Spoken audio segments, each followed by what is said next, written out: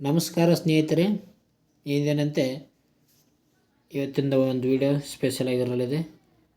ಇವತ್ತಿನ ಒಂದು ವಿಡಿಯೋ ಪ್ರಾಕೃತಿಕ ಭೂಗೋಳಶಾಸ್ತ್ರದಲ್ಲಿ ಸೌರಮಂಡಲದ ಬಗ್ಗೆ ಮಾಹಿತಿಯನ್ನು ಪಡೆದುಕೊಳ್ಳೋಣ. ಇದರಲ್ಲಿ ಸೂರ್ಯ ಮತ್ತು ಗ್ರಹಗಳು, ಗ್ರಹಣಗಳ ಬಗ್ಗೆ ನೋಡಿಕೊಳ್ಳೋಣ. ನೀವು ಫೋಟೋದಲ್ಲಿ ನೋಡ್ಬೋದು, ಇಲ್ಲಿ ಸೂರ್ಯನ ಸುತ್ತ ತಿರುಗುತ್ತಿರುವ 8 ಪ್ರಮುಖ ಗ್ರಹಗಳು ಕಂಡುಬರಕೈತವೆ. ಈಗ ಸೂರ್ಯನಲ್ಲಿರುವಂಥ ಮೊದಲ ಗ್ರಹ ಯಾವುದಪ್ಪ ಅಂತಂದರೆ, ಸೂರ್ಯನ ಹತ್ತಿರದಲ್ಲಿರುವಂಥ ಮೊದಲ ಗ್ರಹ ಬುಧ ಗ್ರಹ ಆಗಿದೆ ನೋಡಿ. ನಂತರದಲ್ಲಿ ಶುಕ್ರ ಗ್ರಹ ಬರುತ್ತೆ. ಆಮೇಲೆ ಮೂರನೇದಾಗಿ ಭೂಮಿ, ನಾಲ್ಕನೇದಾಗಿ ಮಂಗಳ, ಐದನೇದಾಗಿ ಗುರು, ಆರನೇದಾಗಿ ಶನಿ, ಅದೇ ರೀತಿಯಾಗಿ ಏಳನೇದು ಯುರೇನಸ್, ಎಂಟನೇದು ನೆಪ್ಚೂನ್. ಈ ರೀತಿಯಾಗಿ ಸೂರ್ಯನ ಸುತ್ತ ಒಟ್ಟು 8 ಒಂದು ಉಪಗ್ರಹಗಳು ಏನಪ್ಪ ಅಂತಂದರೆ ಗ್ರಹಗಳು ಸುತ್ತುತ್ತವೆ. ಓಕೆ, ಸೂರ್ಯನ ಹತ್ತಿರದಲ್ಲಿರುವಂಥ ಒಂದು ಗ್ರಹ ಯಾವುದಂದರೆ ಅದು ಬುಧ ಗ್ರಹ ನೋಡಿ. ಎರಡನೇ ಸ್ಥಾನದಲ್ಲಿರುವಂಥ ಒಂದು ಗ್ರಹ ಯಾವುದಂದರೆ ಅದು ಶುಕ್ರ ಗ್ರಹವಾಗಿದೆ. ಅತ್ಯಂತ ಒಂದು ದೊಡ್ಡ ಗ್ರಹ ಯಾವುದಂದರೆ ಅದು ಗುರು ಗ್ರಹ ಆಗಿದೆ ನೋಡಿ. ಇದು 5ನೇ ಸ್ಥಾನದಲ್ಲಿದೆ. ಸೂರ್ಯನಿಂದ ಎಷ್ಟನೇ ಸ್ಥಾನ ದೂರದಲ್ಲಿದೆ ಅಂದರೆ 5ನೇ ಸ್ಥಾನದಲ್ಲಿ ದೂರದಲ್ಲಿದೆ. ಅತಿ ಕಡಿಮೆ ಸಾಂದ್ರತೆ ಹೊಂದಿರುವಂಥ ಒಂದು ಗ್ರಹ ಯಾವುದಂದರೆ ಇದು ಶನಿ ಗ್ರಹ ನೋಡಿ. ಶನಿ ಗ್ರಹ. ನೀಲಿ ಗ್ರಹ ಅಂತ ಯಾವುದು ಕರೀತಾರೆ ಅಂದರೆ ನಮ್ಮ ಭೂಮಿಗೆ ಕರೀತಾರೆ ನೋಡ್ರಿ. ಜನ ಇರುವಂಥ ಒಂದು ಗ್ರಹ ಯಾವುದಂದ್ರೆ ನಮ್ಮ ಭೂಮಿ. ಇದರ ಬಗ್ಗೆ ಮಾಹಿತಿ ನೋಡೋದಾದರೆ, ಮೊದಲನೇದಾಗಿ ಸೌರಮಂಡಲದ ಅಧಿಪತಿಯಾಗಿರುವಂಥ ಒಂದು ಗ್ರಹ ಯಾವುದಂದ್ರೆ ಅದು ಸೂರ್ಯ ಆಗಿದೆ ನೋಡಿ. ಇದೊಂದು ನಕ್ಷತ್ರ ಅಂತ ಕರೀತಾರೆ. ಇದು ಮಿನುಗಲು ಕಾರಣ ಏನಪ್ಪ ಅಂತಂದ್ರೆ, ಇದ್ರ ಮುಖ್ಯವಾಗಿ ಇದರಲ್ಲಿ ಜಲಜನಕ ಮತ್ತು ಹೀಲಿಯಂ ಅನಿಲಗಳಿಂದ ಕೂಡಿದೆ ನೋಡಿ. ಹೈಡ್ರೋಜನ್ ಮತ್ತು ಹೀಲಿಯಂನಿಂದ ಕೂಡಿದಂಥ ಒಂದು ನಕ್ಷತ್ರ ಒಂದು ಇರ್ಬೋದು. ಯಾವುದು? ಸೂರ್ಯ. ಹೈಡ್ರೋಜನ್ ಮತ್ತು ಹೀಲಿಯಂ ಜಲಜನಕ ಎಂದು ಕರೀತಾರೆ ನೋಡ್ರಿ ಹೈಡ್ರೋಜನ್ಗೆ. ಇದರ ದ್ರವ್ಯರಾಶಿ, ಸೌರಮಂಡಲದ ಒಟ್ಟು ದ್ರವ್ಯರಾಶಿ 99.86% ಭಾಗ ಸೂರ್ಯನಲ್ಲಿ ಕಂಡುಬರ್ತದೆ ದ್ರವ್ಯರಾಶಿ. ಇದರ ಒಂದು ಗುರುತ್ವಾಕರ್ಷಣೆ, ಸೂರ್ಯನ ಗುರುತ್ವಾಕರ್ಷಣೆ ಬಲವು ಗ್ರಹಗಳನ್ನು ತನ್ನ ಕಕ್ಷೆಯಲ್ಲಿ ಹಿಡಿದಿಟ್ಟುಕೊಂಡಿದೆ. ಇದರ ಮೂಲಕ ಏನಪ್ಪ ಅಂತಂದರೆ ಎಲ್ಲ ಗ್ರಹಗಳು ಸೂರ್ಯನ ಸುತ್ತ ತಿರುಗುತ್ತವೆ. ಎಲ್ಲ ಗ್ರಹಗಳು ಸೂರ್ಯನ ಸುತ್ತ ತಿರುಗಲು ಕಾರಣ ಏನಪ್ಪ ಅಂತಂದರೆ ಸೂರ್ಯನಲ್ಲಿರುವಂಥ ಒಂದು ಗುರುತ್ವಾಕರ್ಷಣೆ ಬಲದಿಂದ. ಅದೇ ರೀತಿಯಾಗಿ ಪಾರ್ಕರ್ ಸೋಲಾರ್ ಪ್ರೋಬ್ ಇತ್ತೀಚೆಗೆ ಏನು ಮಾಡಿದೆ ಅಂದರೆ, ನಾಸಾದ ಈ ನೌಕೆ ಸೂರ್ಯನ ವಾತಾವರಣವನ್ನು ಅಧ್ಯಯನ ಮಾಡಲು ಸೂರ್ಯನ ಅತ್ಯಂತ ಸಮೀಪಕ್ಕೆ ತಲುಪಿದೆ.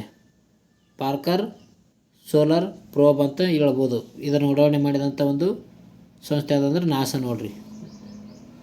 ನಾಸಾದ ಈ ಒಂದು ನೌಕೆ ಏನು ಮಾಡಿದೆ ಅಂದರೆ ಇತ್ತೀಚೆಗೆ ಈ ಒಂದು ಸೂರ್ಯನಲ್ಲಿರುವ ವಾತಾವರಣದ ಅಧ್ಯಯನ ಮಾಡಲು ಹೋಗಿದೆ. ಇಲ್ಲಿ ಸೂರ್ಯನ ಅತ್ಯಂತ ಸಮೀಪಕ್ಕೆ ತಲುಪಿದೆ ಪಾರ್ಕರ್ ಸೋಲಾರ್ ಪ್ರೋಬ್. ಅದೇ ರೀತಿಯಾಗಿ ಪ್ರಮುಖ ಒಂದು ಗ್ರಹಗಳ ಬಗ್ಗೆ ನೋಡೋಣ. ಮೊದಲನೇದಾಗಿ 4 ಗ್ರಹಗಳು ಬರ್ತವೆ. ಅದರಲ್ಲಿ ಇವಕ್ಕೆ ಒಳ ಸೌರವ್ಯೂಹ ಗ್ರಹಗಳೆಂದು ಕರೀತಾರೆ, ಕಲ್ಲಿನ ಗ್ರಹಗಳೆಂದು ಕರೀತಾರೆ. ಮೊದಲನೇದಾಗಿ ಬರುತ್ತೆ ನೋಡ್ರಿ, ಬುಧ ಗ್ರಹ ಕಂಡು ಬರ್ತದೆ. ಯಾವುದು? ಬುಧ ಗ್ರಹ. ಇದಕ್ಕೆ ಮರ್ಕ್ಯುರಿ ಅಂತ ಕರೀತಾರೆ. ಬುಧ ಗ್ರಹ ಸೌರಮಂಡಲದ ಅತಿ ಚಿಕ್ಕ ಗ್ರಹ ಇದಾಗಿದೆ. ಬುಧ ಗ್ರಹ ಏನಂದರೆ ಸೌರಮಂಡಲದ ಅತ್ಯಂತ ಒಂದು ಚಿಕ್ಕ ಗ್ರಹ. ಅದೇ ರೀತಿಯಾಗಿ ಸೂರ್ಯನ ಸುತ್ತಲೂ 88 ದಿನಗಳು ಇದಕ್ಕೆ ಬೇಕಾಗುತ್ತವೆ. ಈ ಒಂದು ಬುಧ ಗ್ರಹ ಏನಂದರೆ ಸೂರ್ಯನ ಸುತ್ತ ತಿರುಗಲು ಟೋಟಲ್ ಆಗಿ 88 ದಿನಗಳು ಬೇಕಾಗ್ತವಂತ. ಅದೇ ರೀತಿಯಾಗಿ ಇದರ ಒಂದು ತಾಪಮಾನ 427 ಡಿಗ್ರಿ ಸೆಲ್ಸಿಯಸ್ನಿಂದ ಅಥವಾ -273 ಡಿಗ್ರಿ ಸೆಲ್ಸಿಯಸ್ವರೆಗೂ ಇದೆ ನೋಡಿ ಈ ಒಂದು ಬುಧ ಗ್ರಹದ ತಾಪಮಾನ. ಅದೇ ರೀತಿಯಾಗಿ ಅತ್ಯಂತ ಒಂದು ಚಿಕ್ಕ ಗ್ರಹ ಆಗಿದೆ. ಯಾವುದು? ಬುಧ ಗ್ರಹ. ಸೂರ್ಯನಿಗೆ ಹತ್ತಿರವಾದ ಗ್ರಹ. ನಂತರದಲ್ಲಿ ಬರುವಂಥ ಗ್ರಹ ಯಾವುದಂದರೆ ಶುಕ್ರ ಗ್ರಹ, ವೇನಸ್ ಅಂತ ಕರೀತಾರೆ ಅದಕ್ಕೆ. ಇದು ಭೂಮಿಯ ಅವಳಿ ಗ್ರಹವಾಗಿದೆ. ಭೂಮಿಯ ಅವಳಿ ಗ್ರಹ ಎಂದು ಯಾವ ಗ್ರಹಕ್ಕೆ ಕರೀತಾರೆ ಅಂದರೆ ಅದು ಶುಕ್ರ ಗ್ರಹಕ್ಕೆ ಕರೀತಾರೆ ನೋಡ್ರಿ. ಅತ್ಯಂತ ಬಿಸಿಯಾದ ಗ್ರಹ ಆಗಿದೆ. ಜೊತೆಗೆ ಇದು 465 ಡಿಗ್ರಿ ಸೆಲ್ಸಿಯಸ್ ಅಷ್ಟು ತಾಪಮಾನವನ್ನು ಹೊಂದಿದೆ. ಯಾವುದು? ಶುಕ್ರ ಗ್ರಹ ಭೂಮಿಯ ಅವಳಿ ಗ್ರಹವಾಗಿದೆ. ಇಂಗಾಲದ ಡೈಆಕ್ಸೈಡ್ ಯುಕ್ತ ವಾತಾವರಣವು ಕೂಡ ಈ ಒಂದು ಗ್ರಹದಲ್ಲಿ ಕಂಡುಬರ್ತದೆ. ಶುಕ್ರ ಗ್ರಹದಲ್ಲಿ ಭೂಮಿಯ ಒಂದು ಅವಳಿ ಗ್ರಹ, ಮುಂಜಾನೆ ನಕ್ಷತ್ರ ಅಂತ ಕೂಡ ಕರೀತಾರೆ ನೋಡಿ. ಬಿಸಿಯಾದ ಗ್ರಹವಾಗಿದೆ ಇದು. ನಂತರದಲ್ಲಿ ಬರುವಂಥ ಗ್ರಹ ಯಾವುದಂದರೆ ಭೂಮಿ, ಅರ್ತ್ ಅಂತ ಹೇಳ್ತೀವಿ ನಾವು. ಜೀವಿಗಳಿರುವ ಏಕೈಕ ಒಂದು ನೀಲಿ ಗ್ರಹವಾಗಿದೆ. ಯಾವುದು? ಭೂಮಿ ನೀಲಿ ಗ್ರಹ ಅಂತ ಕರೀತಾರೆ. ನೀಲಿ ಗ್ರಹ ಕರೆಯಲು ಕಾರಣ ಏನಪ್ಪ ಅಂತಂದರೆ ಭೂಮಿ ಅತಿ ಹೆಚ್ಚು ನೀರಿನ ಅಂಶ ಹೊಂದಿದೆ, ಅದಕ್ಕೆ ನೀಲಿಯಾಗಿ ಕಂಡು ಬರ್ತದೆ. ಅದಕ್ಕಾಗಿ ನೀಲಿ ಗ್ರಹ ಎಂದು ಕರಿತಾರೆ ನೋಡ್ರಿ. 70% ಭಾಗ ನೀರಿನಿಂದ ಆವೃತವಾಗಿರೋ ಕಾರಣದಿಂದ ಈ ಒಂದು ಭೂಮಿಯನ್ನು ನಾವು ನೀಲಿ ಗ್ರಹ ಎಂದು ಕರೆಯುತ್ತೇವೆ. ಭೂಮಿ ಅತಿ ಹೆಚ್ಚು ಸಾಂದ್ರತೆ ಹೊಂದಿರುವಂಥ ಗ್ರಹವಾಗಿದೆ ನೋಡಿ. ಏನು ಸಾಂದ್ರತೆ ಅತಿ ಹೆಚ್ಚು ಹೊಂದಿದೆ, ಸಾಂದ್ರತೆ ಅತಿ ಹೆಚ್ಚು ಹೊಂದಿರುವಂಥ ಒಂದು ಗ್ರಹ ಯಾವುದಪ್ಪ ಅಂತಂದರೆ ಭೂಮಿ. ಆಮೇಲೆ ನಂತರದಲ್ಲಿ ಭೂಮಿಯ ನಂತರ ಮಂಗಳ ಗ್ರಹ ಕಂಡುಬರ್ತದೆ, ಮಾರ್ಸ್ ಅಂತ ಕರೀತಾರೆ. ಕೆಂಪು ಗ್ರಹ ಎಂದು ಕೂಡ ಕರೀತಾರೆ ನೋಡಿ. ಮಂಗಳ ಗ್ರಹಕ್ಕೆ ಕೆಂಪು ಗ್ರಹ ಎಂದು ಕರೀತಾರೆ. ಅದೇ ರೀತಿಯಾಗಿ ಒಲಂಪಸ್ ಮ್ಯಾನ್ಸ್ ಪರ್ವತಗಳು ಈ ಒಂದು ಗ್ರಹದಲ್ಲಿ ಕಂಡುಬರ್ತವೆ. ಮಂಗಳ ಗ್ರಹದಲ್ಲಿ ಒಲಂಪಸ್ ಮ್ಯಾನ್ಸ್ ಪರ್ವತಗಳು ಕಂಡುಬರ್ತವೆ ನೋಡ್ರಿ. ಈ ಒಂದು ಮಂಗಳ ಗ್ರಹದ ಉಪಗ್ರಹಗಳು ಯಾವುವು ಅಂದರೆ ಫೋಬಸ್ ಮತ್ತು ಡೈಮೋಸ್. ಫೋಬಸ್ ಮತ್ತು ಡಿಮೋಸ್ ಅಂತ ಅನ್ಬೋದು, ಅಥವಾ ಡೈಮೋಸ್ ಅಂತ ಕೂಡ ಅನ್ಬೋದು. ಫೋಬಸ್ ಮತ್ತು ಡಿಮೋಸ್. ಫೋಬಸ್ ಅಂತ ಇದೆ ಒಂದು, ಆಮೇಲೆ ಡೈಮೋಸ್. ಏನಪ್ಪ ಅಂತಂದರೆ ಮಂಗಳ ಗ್ರಹದ ಈ ಒಂದು ಉಪಗ್ರಹಗಳಾಗಿವೆ ನೋಡಿ ಇವು. ಓಕೆ, ಫೋಬಸ್ ಮತ್ತು ಡೈಮೋಸ್ ಮಂಗಳ ಗ್ರಹದ ಪ್ರಮುಖ ಉಪಗ್ರಹಗಳು. ನಂತರದಲ್ಲಿ ಹೊರ ಸೌರವ್ಯೂಹ ಅಂದರೆ ಈ ಒಂದು ಹೊರ ವಲಯದ ಗ್ರಹಗಳು ಎಂದು ಕೂಡ ಕರೆಯುತ್ತಾರೆ. ಇವು ಇನ್ನೂ 4 ಗ್ರಹಗಳು ಯಾವ್ಯಾವ ಅಂದರೆ ಅವು ಗುರುಗ್ರಹ, ಶನಿ, ಯುರೇನಸ್, ನೆಪ್ಚೂನ್. ಇವುಗಳೇನಪ್ಪ ಅಂತಂದರೆ ಮಂಗಳ ಗ್ರಹದಿಂದ ಹೊರಗಡೆ ಇರುವಂಥ ಗ್ರಹಗಳಾಗಿವೆ ನೋಡಿ.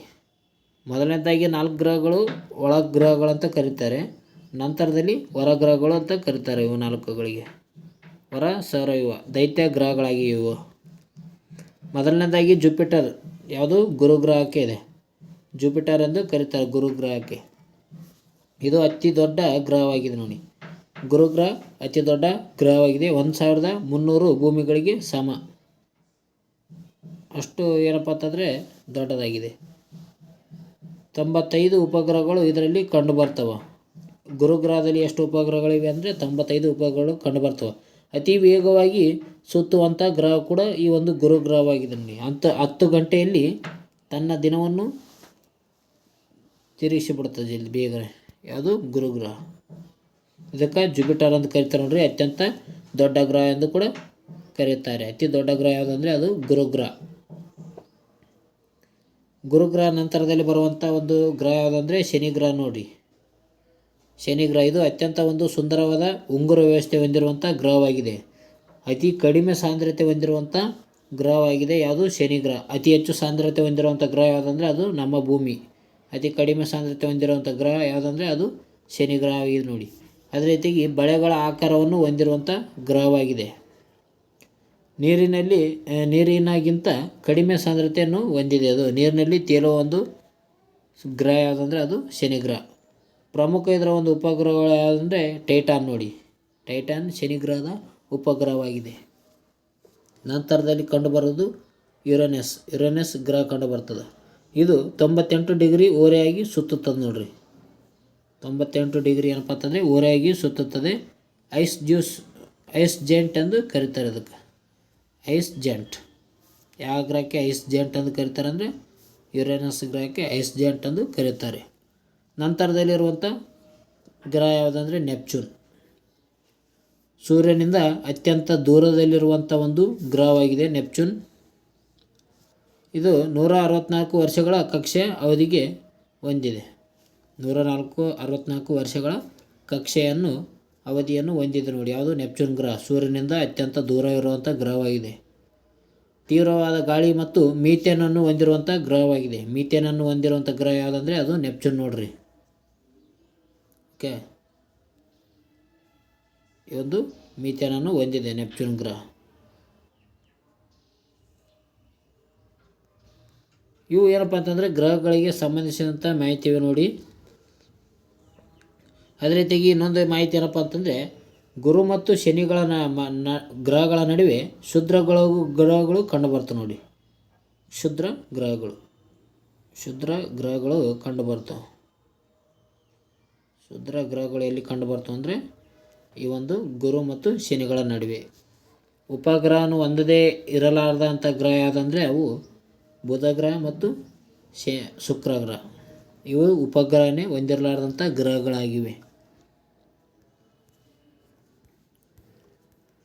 ಮುಂದಿನ ಒಂದು ಪ್ರಮುಖ ಇದೆ ನೋಡಿ, ಚಂದ್ರ ಮತ್ತು ಅದರ ಹಂತಗಳಿದ್ದಾವೆ. ಚಂದ್ರನ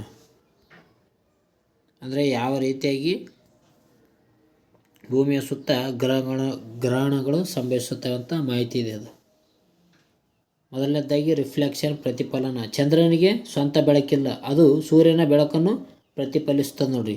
ಚಂದ್ರನಿಗೆ ಏನಪ್ಪ ಅಂತಂದರೆ ಸ್ವಂತ ಬೆಳಕಿಲ್ಲ, ಸೂರ್ಯನ ಬೆಳಕು ತೊಗೊಂಡೆ ಆತ ಪ್ರತಿಫಲಿಸ್ತಾನೆ ಚಂದ್ರ. ಹಂತಗಳಲ್ಲಿ ನೋಡೋದಾದರೆ ಅಮಾವಾಸ್ಯೆಯಿಂದ ಹುಣ್ಣಿಮೆವರೆಗೆ ಚಂದ್ರನ ಆಕಾರ ಬದಲಾದಂತೆ ಕಾಣುತ್ತದೆ. ಇಲ್ಲಿ ನಾವು ನೋಡ್ಬೋದು, ಅಮಾವಾಸ್ಯೆ ದಿನ ಚಂದ್ರ ಕಾಣೋದಿಲ್ಲ, ಹುಣ್ಣಿಮೆ ದಿನ ಚಂದ್ರ ಕಾಣುತ್ತಾನೆ ಪೂರ್ಣವಾಗಿ. ಇಲ್ಲಿಂದ ನೋಡ್ಬೋದು ಅರ್ಧ ಹೋಗಿದೆ, ಚಂದ್ರನ ಒಂದು ಕತ್ತಲಾಗಿ ಕಂಡಿದೆ. ಈ ಒಂದು ಅವಧಿ ನೋಡೋದಾದರೆ ಚಂದ್ರನು ಭೂಮಿಯನ್ನು ಸುತ್ತಲು 27 ದಿನಗಳು ತೆಗೆದುಕೊಳ್ಳುತ್ತಾನೆ.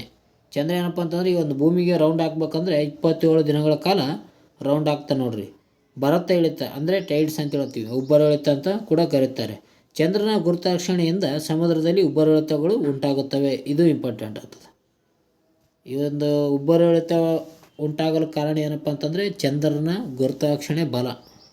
ಚಂದ್ರ ಒಂದು ಭೂಮಿಯನ್ನು ಸುತ್ತಲು ಎಷ್ಟು ದಿನಗಳು ಬೇಕಂದರೆ 27 ದಿನಗಳು ಬೇಕಾಗ್ತದೆ.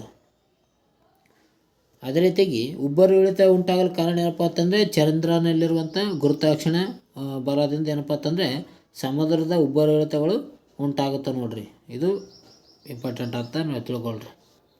ಓಕೆ, ನಾವು ನೋಡ್ಬೋದು ಹುಣ್ಣಿಮೆ ದಿನ ಚಂದ್ರ ಈ ಕಡೆ ಇರ್ತಾನೆ, ಅಮಾವಾಸ್ಯೆ ದಿನ ಈ ಕಡೆ ಕಂಡು ಬರ್ತಾನೆ. ಅಂದರೆ ಸೂರ್ಯನ ನಡುವೆ ಇದ್ದಾಗ ಅಮಾವಾಸ್ಯೆ ಉಂಟಾಗುತ್ತದೆ. ಸೂರ್ಯ ಮತ್ತು ಭೂಮಿಯ ನಡುವೆ ಏನಪ್ಪ ಅಂತಂದರೆ ಚಂದ್ರ ಇದ್ದಾಗ ಅಮಾವಾಸ್ಯೆ ಆಗುತ್ತದೆ. ಸೂರ್ಯ ಮತ್ತು ಚಂದ್ರನ ನಡುವೆ ಭೂಮಿ ಇತ್ತಂದ್ರೆ ಆವಾಗ ಹುಣ್ಣಿಮೆ ಆಗುತ್ತದೆ. ಈ ರೀತಿಯಾಗಿ ತಿಳ್ಕೊಬೇಕು ನೋಡ್ರಿ. ಪ್ರಮುಖ ಗ್ರಹಣಗಳ ಬಗ್ಗೆ ಸಂಭವಿಸೋದು ಹೇಗೆ ಅಂತ ನೋಡೋಣ. ಓಕೆ, ಮೊದಲನೇದಾಗಿ ನೋಡ್ತೇವೆ ನಾವು ಸೂರ್ಯಗ್ರಹಣ, ಸೋಲಾರ್ ಎಲಿಪ್ಟಿಕ್. ಭೂಮಿ ಮತ್ತು ಸೂರ್ಯನ ನಡುವೆ ಚಂದ್ರ ಬಂದಾಗ ಈ ಒಂದು ಸೂರ್ಯಗ್ರಹಣ ಸಂಭವಿಸ್ತದೆ. ಭೂಮಿ ಮತ್ತು ಸೂರ್ಯನ ನಡುವೆ ಏನಪ್ಪ ಅಂತಂದರೆ ಚಂದ್ರ ಬಂದಿರ್ತಾನೆ. ಅಂಥ ಸಂದರ್ಭದಲ್ಲಿ ಏನಾಗ್ತದೆ, ಸೂರ್ಯಗ್ರಹಣ ಉಂಟಾಗ್ತದೆ. ಅಮಾವಾಸ್ಯೆ ದಿನ ಮಾತ್ರ ಈ ಒಂದು ಸೂರ್ಯಗ್ರಹಣ ಏನಪ್ಪ ಅಂತಂದರೆ ಸಂಭವಿಸ್ತದೆ ನೋಡ್ರಿ. ಅಮಾವಾಸ್ಯೆ ದಿನ ಆಗುತ್ತೆ. ನಾವು ಇಲ್ಲಿ ನೋಡ್ಬೋದು, ಇಲ್ಲಿದೆ ನೋಡಿ, ಇಲ್ಲಿ ಅಮಾವಾಸ್ಯೆ ಅಂದರೆ ಸೂರ್ಯ ಮತ್ತು ಭೂಮಿಯ ನಡುವೆ ಚಂದ್ರ ಬಂದಾಗ ಏನಾಗ್ತದೆ, ಈ ಒಂದು ಸೂರ್ಯಗ್ರಹಣ ಉಂಟಾಗುತ್ತದೆ. ಸೂರ್ಯಗ್ರಹಣ ಇದು ಅಮಾವಾಸ್ಯೆಯ ದಿನದಂದು ಸಂಭವಿಸುತ್ತದೆ. ಆದರೆ ಎಲ್ಲ ಅಮಾವಾಸ್ಯೆ ದಿನ ಸೂರ್ಯಗ್ರಹಣ ಸಂಭವಿಸಲ್ಲ. ಬರಿಗಣ್ಣಿನಿಂದ ಈ ಒಂದು ನೋಡೋಕ್ಕೆ ಹೋಗಬಾರ್ದು ಆ ಒಂದು ಟೈಮ್ನಲ್ಲಿ.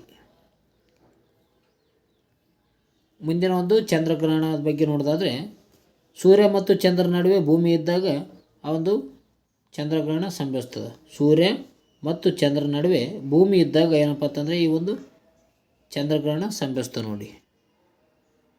ಹುಣ್ಣಿಮೆ ದಿನ ಮಾತ್ರ ಸಂಭವಿಸ್ತದೆ. ಭೂಮಿ ನೆರಳು ಚಂದ್ರ ಮೇಲೆ ಬೀಳುತ್ತದೆ ನೋಡ್ರಿ. ಈ ಭೂಮಿ ನೆರಳು ಏನತ್ತದಪ್ಪ ಅಂತಂದರೆ ಚಂದ್ರ ಮೇಲೆ ಬೀಳ್ತಿರ್ತದೆ.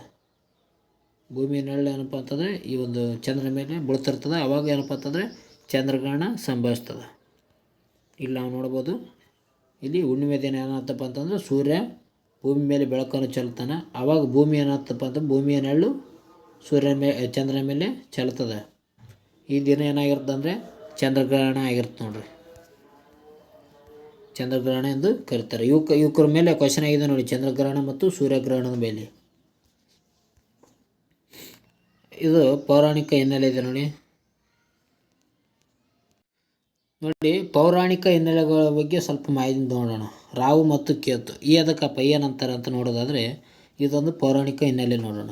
ಆ ಕಾಲದಲ್ಲಿ ಅಮೃತಕ್ಕಾಗಿ ದೇವತೆಗಳ ಮತ್ತು ರಾಕ್ಷಸರು ಏನು ಮಾಡ್ತಾರೆ ಅಂದರೆ ಒಂದು ಸಂಘರ್ಷಕ್ಕೆ ಕೀಡಾಗ್ತಾರೆ. ಈ ಒಂದು ದೇವತೆಯ ಒಂದು ಅಮೃತಕ್ಕಾಗಿ ರಾಕ್ಷಸರು ಮತ್ತು ದೇವತೆಗಳೇನು ಮಾಡ್ತಾರೆ ಅಂದರೆ ಒಂದು ಸಂಘರ್ಷಕ್ಕೆ ಕೀಡಾಗ್ತಾರೆ. ಅಂಥ ಒಂದು ಸಂದರ್ಭದಲ್ಲಿ ವಿಷ್ಣು ಏನು ಮಾಡ್ತಾನೆ ಅಂದರೆ ವಿಷ್ಣು ಪರಮಾತ್ಮ ಮೋಹಿನಿ ರೂಪದಲ್ಲಿ ಬಂದು ಅಮೃತವನ್ನು ಹಂಚುತ್ತಿರ್ತಾನೆ. ಇಲ್ಲಿ ನಾವು ನೋಡ್ಬೋದು, ಲೆಫ್ಟ್ ಸೈಡ್ನಲ್ಲಿ ಚಿತ್ರ ಇದೆ ನೋಡಿ. ಮೋಹಿನಿ ರೂಪದಲ್ಲಿ ವಿಷ್ಣು ಏನಪ್ಪ ಅಂತಂದರೆ ಈ ಒಂದು ಅಮೃತವನ್ನು ಹಂಚುತ್ತಿರ್ತಾನೆ ರಾಕ್ಷಸರಿಗೆ ಮತ್ತು ಈ ಒಂದು ದೇವತೆಗಳಿಗೆ. ಆ ಒಂದು ಸಮಯದಲ್ಲಿ ರಾಕ್ಷಸ ಆಗಿರುವಂಥ ಈ ಸ್ವರ್ಭಾನು ಇದ್ದಾನಲ್ಲ, ಆ ಒಂದು ವ್ಯಕ್ತಿ ದೇವತೆಗಳ ಸಾಲಿನಲ್ಲಿ ಕುಳಿತುಕೊಳ್ತಾನೆ. ನಾವು ನೋಡ್ಬೋದು ಫೋಟೋದಲ್ಲಿ ಇಲ್ಲಿ ಸ್ವರ್ಭಾನು ವ್ಯಕ್ತಿ ಏನಪ್ಪ ಅಂತಂದರೆ ದೇವತೆಗಳ ಸ್ಥಾನದಲ್ಲಿ ಕುಳಿತುಗಸಿಂದ ಅಮೃತವನ್ನು ಕುಡಿತಾ ಇದ್ದಾನೆ. ಯಾರು? ಈ ಒಂದು ಸ್ವರ್ಭಾನು ವ್ಯಕ್ತಿ. ಆ ಒಂದು ಸಮಯದಲ್ಲಿ ಏನಪ್ಪ ಅಂತಂದರೆ ಈ ಒಂದು ಸೂರ್ಯ ಚಂದ್ರರು ಏನು ಮಾಡ್ತಾರೆ, ಇಲ್ಲಿ ನೋಡ್ಬೋದು ನಾವು ಮೇಲ್ಗಡೆ ಸೂರ್ಯ ಮತ್ತು ಚಂದ್ರರು ಈ ಒಂದು ಸ್ವರ್ಭಾನು ವ್ಯಕ್ತಿ ದೇವತೆಗಳ ಸಾಲಿನಲ್ಲಿ ಕುಳಿತುಗೇಶಿಂದ ಈ ಒಂದು ಅಮೃತವನ್ನು ಸೇವಿಸುತ್ತಿದ್ದಾನೆ ಅಂತ ವಿಷ್ಣು ದೇವರಿಗೆ ಹೇಳುತ್ತಾರೆ. ಯಾರು? ಸೂರ್ಯ ಮತ್ತು ಚಂದ್ರರು. ವಿಷ್ಣು ಆ ಒಂದು ಸಮಯದಲ್ಲಿ ಏನು ಮಾಡ್ತಾನೆ ಅಂದರೆ ತನ್ನಲ್ಲಿರುವ ಒಂದು ಸುದರ್ಶನ ಚಕ್ರದಿಂದ ಈ ಒಂದು ಸ್ವರ್ಭಾವವನ್ನು ಕೊಲೆ ಮಾಡುತ್ತಾನೆ. ಆವಾಗ ಏನಾಗುತ್ತದೆ ಅಂದರೆ ತಲೆ ಕತ್ತರಿಸಿ ಹೋಗುತ್ತದೆ. ಈ ಒಂದು ಸ್ವರ್ಭಾವವನ್ನು ತಲೆ ಕತ್ತರಿಸಿ ಹೋಗುತ್ತದೆ ಈ ಒಂದು ವಿಷ್ಣುವಿನ ಚಕ್ರದಿಂದ. ಆವಾಗ ತಲೆಯನ್ನು ರಾವು ಅಂತ ಕರೀತಾರೆ, ದೇಹವನ್ನು ಕೇತು ಎಂದು ಕರೀತಾರೆ. ತಲೆಯನ್ನು ರಾವು ಎಂದು ಕರೆದು ಮತ್ತು ದೇಹವನ್ನು ಕೇತು ಎಂದು ಕರೆಯಲಾಯಿತು. ಇವು ಸೂರ್ಯ ಮತ್ತು ಚಂದ್ರನನ್ನು ನುಂಗುವುದರಿಂದ ಗ್ರಹಣವಾಗುತ್ತದೆ ಎಂಬುದು ಪೌರಾಣಿಕ ಹಿನ್ನೆಲೆಯಾಗಿದೆ ನೋಡಿ.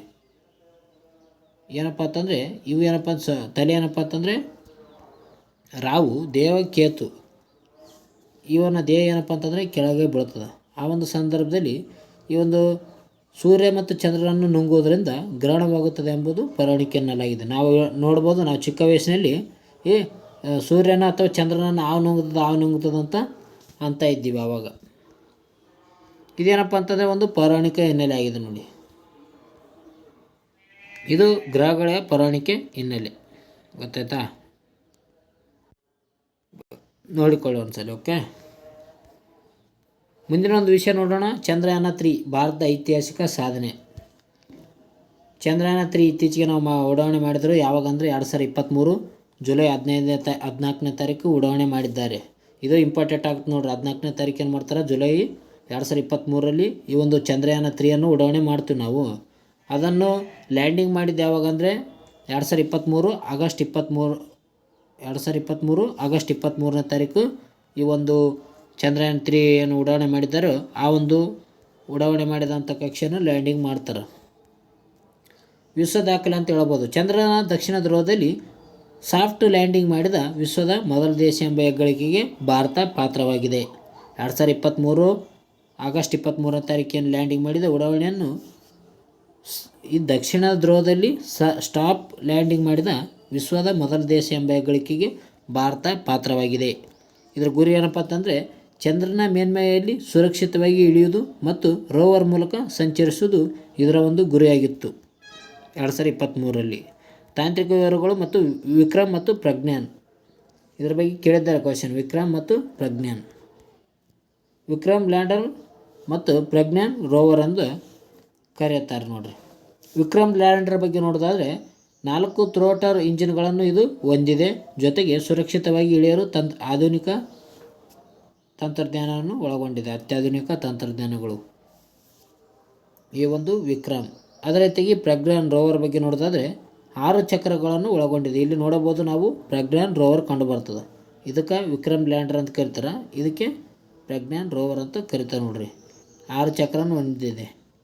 ಚಂದ್ರನ ಮಣ್ಣಿನಲ್ಲಿ ರಾಸಾಯನಿಕ ವಿಶ್ಲೇಷಣೆಯನ್ನು ಇದು ಮಾಡುತ್ತದೆ ಪ್ರಜ್ಞಾನ್. ಈ ಒಂದು ಲ್ಯಾಂಡಿಂಗ್ ಮಾಡಿದ ಸ್ಥಳಕ್ಕೆ ಶಿವಶಕ್ತಿ ಪಾಯಿಂಟ್ ಎಂದು ಹೆಸರಿಟ್ಟಿದ್ದಾರೆ ನೋಡಿ. ಇಲ್ಲಿ ಏನು ಲ್ಯಾಂಡಿಂಗ್ ಮಾಡಿದ್ದಾರೆ ಈ ಒಂದು ಸ್ಥಳಕ್ಕೆ ಶಿವಶಕ್ತಿ ಪಾಯಿಂಟ್ ಅಂತ ಹೆಸರಿಟ್ಟಿದ್ದಾರೆ.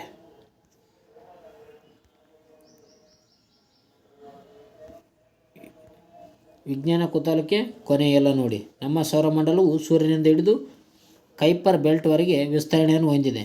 ಭೂಮಿಯ ಮೇಲಿನ ಜೀವ ಸಂಕುಲವು ಈಗ ಬಾಹ್ಯಾಕಾಶದ ರಹಸ್ಯಗಳನ್ನು ಭೇದಿಸುತ್ತವೆ. ಅದರ ಜೊತೆಗೆ ಇಸ್ರೋದಂಥ ಸಂಸ್ಥೆಗಳು ಮನುಕುಲದ ಜ್ಞಾನವನ್ನು ಹೆಚ್ಚಿಸುತ್ತಿವೆ.